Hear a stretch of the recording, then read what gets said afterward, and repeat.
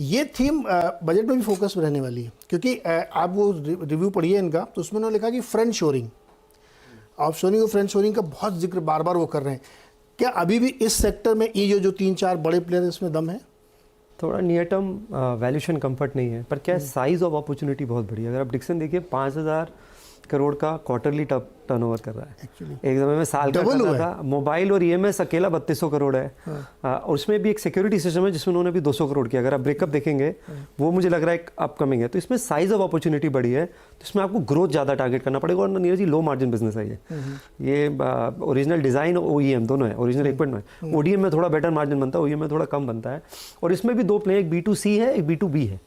तो बहुत सारे अच्छे प्लेयर सिरमा के वगैरह वो B2B ज़्यादा हैं, और डिक्सन और एम्बर जैसे प्लेयर हैं वो B2C ज़्यादा हैं। एम्बर अभी टीटागढ़ के साथ टाइप करके रेलवे सब सिस्टम्स बना रहा है। तो मुझे लग रहा है थोड़ा सा ये फील्ड इवॉल्व होगी over a period of time, पर टाइमिंग के लिए वैल्यूएशन थोड़ा सा मुझे ज़्यादा लगता है। और PLI को सीरियसली लेना चाहिए, बजट का ये एस्पेक्ट हमें वॉच करना चाहिए।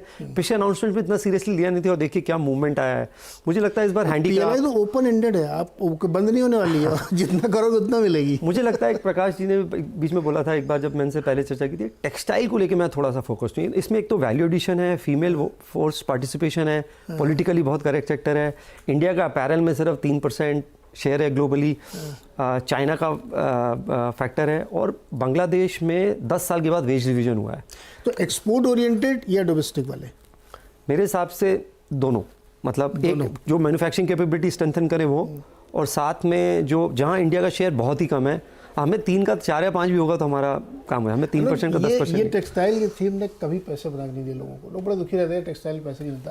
लेकिन ये जो बात आप कर रहे हैं आउट ऑफ द बॉक्स है, गोकुल दास को आप देखिए, या वेलस्पन को जो नया नाम बदल के कर दिया है, या इवन जो बच्चों के कपड़े बना के एक्सपोर्ट करती है कंपनी, उसको आप देखिए, S&P अपैरल्स की बात मैं कर रहा हूँ, सब में एक बड़ी ग्रोथ शुरू हो चुकी है। लोग शायद ध्यान नहीं दे रहे हैं। मैं KPR की साइट विजिट पे गया था। लंबा प्लांट है, इतना मतलब 1-1.5 किलोमीटर लंबा होगा KPR मिल्स, और मैंने फीमेल फोर्स को स्केट्स से पूरा एंड टू एंड है। हाँ, क्योंकि यान से लेके फाइनल प्रोडक्ट निकलता है। गोकुलदास में हमने चर्चा की तो उन्होंने MP में प्लांट खोला, तो उन्होंने बोला कि MP में एब्सेंटिज्म 1% है, साउथ में 9% है, उससे एबिटा में 20-30 पैसे का फर्क पड़ता है। तो ये इतना लेबर इंटेंसिव है, क्योंकि ये प्रोडक्टिविटी पर आवर है, तो इससे ध्यान कम जाता है, क्योंकि ये थोड़ा बोरिंग, इतना ग्लैमरस साउंड नहीं करता है जितना EMS और वो करता है। तो मेरी हैंडीक्राफ्ट, टेक्सटाइल्स, ज्वेलरी, इस पर थोड़ा फोकस रहेगा बजट में, मुझे ऐसा लगता है। मैं एक आपको आइडिया इस पर बताता हूँ। हम लोग की चर्चा हुई है इसलिए याद आ रहा है मुझे। टेक्सटाइल्स में ना पिछले 5 साल में कोई नई कैपेसिटीज नहीं बनी है, और जिन लोगों ने बनाई है, जैसे नितिन स्पिनर्स, मैं यान वाली साइड की बात कर रहा हूँ, अपैरल वाली, तो वहाँ पे जिन्होंने बनाई है उन्होंने डेट लेके भी प्रॉफिटेबल होके बनाई है। और एक कंपनी है जो हमेशा मिस हो जाती है, उसका रीज़न है वो अभी डीमर्ज हुई है पिछले साल, GHCL टेक्सटाइल्स करके। पहले तो GHCL तो सिर्फ केमिकल, कॉस्टिक सोडा और ये वाली चीज़ मानी जाती थी। अब उन्होंने वो कंपनी डीमर्ज की है, उसके अभी तक नंबर्स लोगों को समझ नहीं आए। 1300 करोड़ की नेटवर्थ है, लेकिन आपको अभी भी नंबर्स में दिखता नहीं है, बट ऑलरेडी प्रॉफिटेबल है, सब कुछ है। तो वो उस पर ध्यान देंगे तो काफ़ी स्पेशल सिचुएशन। GHCL टेक्सटाइल, उस पर ध्यान दीजिए। ये देखिए आ गया वो स्क्रीन पे। तो ये स्पेशल सिचुएशन केस है, इसको थोड़ा स्टडी करेंगे तो बड़ा इंटरेस्टिंग इसमें आपको बैलेंस शीट प्ले दिखेगा। ओके, चलिए प्रकाश जी और चंदन जी, अभी के लिए आपका शुक्रिया। मैं 2 स्टॉक्स एक बार ज़रा एड्रेस करना चाहता हूँ। एक तो आप लेकर आइए इंडिया सीमेंट।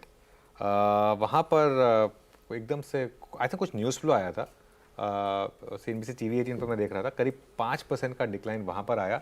और औरोबिंदो फार्मा, वहाँ पर भी शायद कुछ न्यूज़ फ्लो है, क्योंकि वो एक और स्टॉक है जहाँ पर आपने इस समय एकदम से एक डिक्लाइन देखा करीब। इनफैक्ट अब ये F&O का टॉप लूज़र है, 7.5% नीचे। चलिए एक काम करते हैं, अब हम हर्षिता के पास जाएंगे टेक पंचायत के लिए, उसके बाद एक वापस आकर एक ब्रेक लेंगे। उसके बाद जब हम वापस आएंगे तो हमारी बजट जूरी हमारे साथ जुड़ेगी। तो पहले हर्षिता के पास चलते हैं कुछ फ्रेश ट्रेडिंग आइडियाज़ के लिए। हर्षिता, कई सारे ट्रेड्स सामने निकल कर आ रहे हैं। शिल्पा जी बताइए क्या स्पॉट कर रहे हैं यहाँ पे समय? जी मैरिको यहाँ पे अच्छा लग रहा है। मुझे लगता है यहाँ से 575 से 580 के टारगेट्स आने चाहिए। तो 550 का कॉल ऑप्शन जो रफली अभी 10.5 रुपये के अराउंड ट्रेड कर रहा है, आप इसमें पार्टिसिपेट कीजिए। 5 रुपये का स्टॉप लॉस मेंटेन कीजिए। मुझे लगता है यहाँ से 18 से 21 के टारगेट आपको आते हुए मिलेंगे। ओके, तो मैरिको का कॉल, और मैरिको पर इनफैक्ट आधे घंटे पहले मेंशन भी किया था आशीष बहेती ने, उन्होंने वो ट्रेड स्पॉट किया। इस एफएमसीजी स्पेस पर आपकी भी नजर है राजेश जी? हाँ जी हर्षिता जी, देखिए दो काउंटर्स मेरे रडार पे है। एक है डाबर एंड नेस्ले। मुझे लगता है कि यहाँ पे मूव अच्छा मिलेगा, लेकिन अगर बात करें तो डाबर का मूव ऑलरेडी शुरू हो चुका है। अगर डाबर की बात करें तो 569 पे चल रहा है, तो एक स्टॉप लॉस आपको मेंटेन करना पड़ेगा 560 का, और अगर मैं सही ठहरा तो मेरे हिसाब से ये 600 को दस्तक देगा। तो यहाँ पे बड़ा मूव, बड़ी शॉर्ट कवरिंग डाबर में आनी चाहिए। लेकिन अगर थोड़ा आप कह सकते कि अर्ली ट्रेड तो नेस्ले रहेगा। मेरे हिसाब से नेस्ले में वो मूव अभी तक शुरू नहीं हुआ है, और अगर आप इसका स्ट्रक्चर देखें तो ऑलरेडी करेक्शन हो चुका है।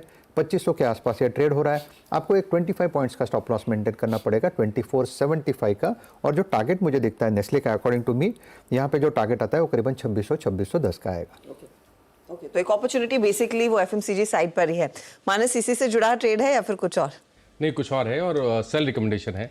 देखिए, बजाज फाइनेंस का ट्रेंड तो हम सब जानते हैं कि वीक है, लोअर टॉप लोअर बॉटम बन रहे हैं। इंपॉर्टेंट ये है कि एक हेड एंड शोल्डर पैटर्न का क्लासिक ब्रेकडाउन देखने को मिला है। नेकलाइन ब्रीच हुई है मेरे ख्याल से 3 या 4 दिन पहले। आज फ्रेश ब्रेकडाउन है चार्ट्स पे, तो आई थिंक यहाँ पर बिकवाली के मौके अभी भी दिखते हैं। बजाज फाइनेंस में आप करंट लेवल्स पे बिकवाली कर सकते हैं। 6860 आपके स्टॉप लॉसेस रहेंगे, और 6600 के टारगेट सेट करिए। ओके, तो ये एक सेल साइड का ट्रेड। गाबा जी? एफएमसीजी, और मुझे जो पसंद है इस वक्त वो है आईटीसी। ओके, आईटीसी का रीज़न ये है कि काफ़ी स्ट्रेच हो चुका है on the down side, lower levels में सपोर्ट है, बाउंस अच्छी जगह से है, करीब 435 के आसपास। अब ट्रेड कर रहा है 443, सिर्फ 403 रुपये का स्टॉप लगाना चाहिए 430 का, 440 का। ऑन द अपसाइड जो टारगेट रहेंगे 450 का। एक बाउंस प्ले है, यहाँ पर एक अपमूव मिलना चाहिए, जगह अच्छी है जाने की अगर जाना है तो। ओके, तो आईटीसी तो अब देखिए ये top of the mind budget day के दिन सारे एफएमसीजी ट्रेड्स आपको आइडेंटिफाई किए जा रहे हैं। यहाँ पर एक अच्छा खासा मौका साफ देखने को मिल रहा है। इनफैक्ट हमने रिलायंस की बात छेड़ी थी, ट्रेड नहीं लिया। शिल्पा जी, कोई अपॉर्चुनिटी है क्या 2872 पर? बजट से पहले कुछ ट्रेड लेना चाहेंगे या फिर भाषण सुनने के बाद ही इस तरह के हैवी वेट में कोई ट्रेड बने? जी बिल्कुल, मुझे लगता है रिलायंस थोड़ा भी वेट करना चाहिए। 2900 के ऊपर अगर सस्टेन करता है तो यहाँ पे एक बाइंग अपॉर्चुनिटी फ्रेश आपको दिखेगा।